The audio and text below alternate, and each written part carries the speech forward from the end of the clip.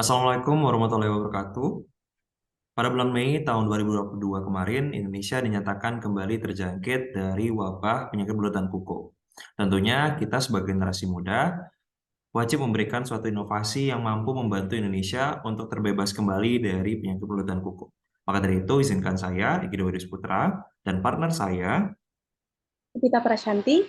untuk mempresentasikan inovasi dengan judul Rekavac, Retinal-based biometric as a foot and mouth disease vaccine recording tools in cattle.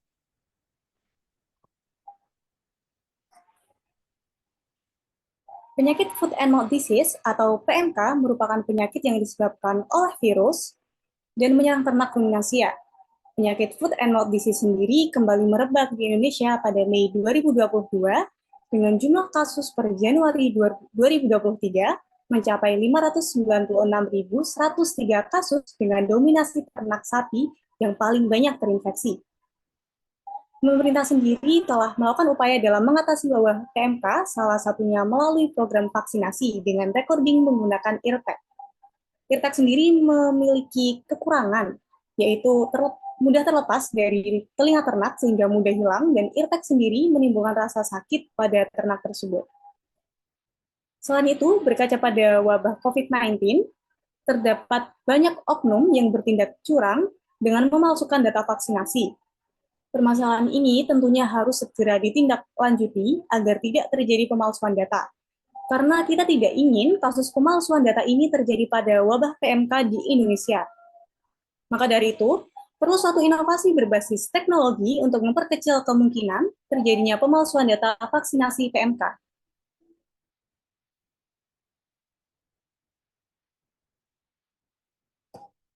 Biometrik sendiri berkaitan dengan analisis dan pengukuran dengan metode digital. Identifikasi dalam biometrik dapat berupa sidik jari, pola wajah, suara, dan irama pengetikan. Teknik biometrik pada umumnya didasarkan pada identifikasi dan verifikasi karakteristik pada suatu individu. Beberapa metode dalam aplikasi biometrik salah satunya dapat menggunakan pola vaskular retina. Retina merupakan bagian mata dari individu yang berfungsi dalam menangkap cahaya dan memproyeksikan suatu citra. Retina sendiri memiliki karakteristik yang unik pada tiap individu, di mana karakteristik unik tersebut terletak pada pola pembuluh darah retina yang berbeda pada tiap individu. Dan pola pembuluh darah retina sendiri ini tidak akan berubah sepanjang individu tersebut hidup. Berdasarkan kedua konsep inilah yang mendasari kami untuk menciptakan Rekavac. Baik, lalu bagaimanakah Rekavac itu sendiri bekerja? Tentunya Rekavac ini sendiri dalam proses recording vaksinasi dari PMK di sapi ini memiliki beberapa tahapan. Yang pertama yaitu tahapan pre-processing, di mana dalam tahap pre-processing ini sendiri kita mengambil data. Pengambilan data dari pembuluh darah retina pada sapi kita lakukan dengan metode fundoskopi menggunakan alat yang dinamakan ophthalmoscope. Kemudian, gambar yang didapatkan dari proses fundoskopi tadi kita masukkan ke dalam Google Drive yang telah diintegrasikan ke dalam Google Colab. Di dalam Google Colab nantinya, kita lakukan identifikasi dari gambar tersebut melalui identifikasi RGB. Kemudian dilanjutkan dengan proses pengubahan ke dalam grayscale. Dalam proses grayscale ini sendiri akan tampak beberapa gambar noise dari gambar itu sendiri yang harus kita hilangkan. Kemudian, tahapan selanjutnya adalah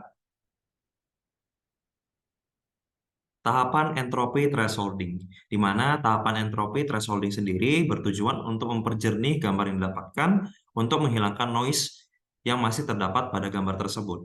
Namun biasanya hasil akhir dari entropy thresholding ini sendiri masih terdapat beberapa noise yang perlu kita hilangkan untuk mempertajam dan menyempurnakan dari data yang kita dapatkan sebelum kita masukkan ke dalam database. Nah, proses lanjutan dari entropy thresholding ini sendiri kita sebut sebagai operasi closing. Dalam nantinya setelah operasi closing ini sendiri, hasil akhirnya dapat kita masukkan ke dalam database dan kita berikan label data. Nantinya dalam label data sendiri akan memuat ID ternak, ras ternak, jenis kelamin, umur ternak, jenis vaksin, nama pemilik, NIK pemilik, alamat pemilik. Kemudian ketika kita lakukan pengecekan ulang untuk memastikan bahwa sapi itu telah benar-benar tervaksin dan tidak terjadi pemalsuan data, akan dapat kita lakukan dengan cara mengambil kembali gambar dari retina, pola pembuluh darah dari retinanya, kemudian akan tampak gambar seperti gambar di bawah sebelah kanan, di mana akan terdapat gambar dari pembuluh darahnya sendiri yang telah dicocokkan dengan database, kemudian akan tampak identitas ternak dan juga identitas dari pemilik.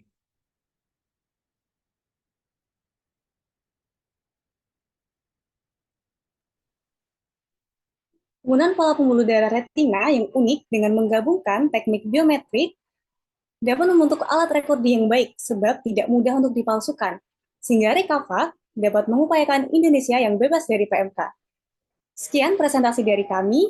Terima kasih. Wassalamualaikum warahmatullahi wabarakatuh.